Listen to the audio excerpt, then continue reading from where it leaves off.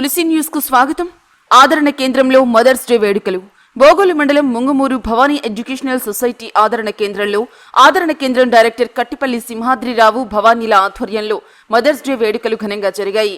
ఈ సందర్భంగా సింహాద్రిరావు మాట్లాడుతూ ఆదరణ కేంద్రంలో ఆశ్రయం పొందుతున్న పెద్దవాళ్లు అందరూ అనాథలు కారని, మా తల్లిదండ్రులతో సమానమని, అటువంటి వారిని ఈ రోజు సన్మానించడం మా పూర్వజన్మ సుకృతంగా భావిస్తున్నామన్నారు.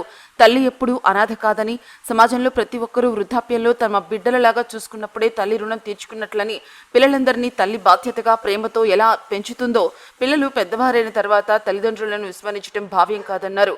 ఈ కార్యక్రమంలో భవానీ, అన్నంగి బలరామయ్య తదితరులు పాల్గొన్నారు.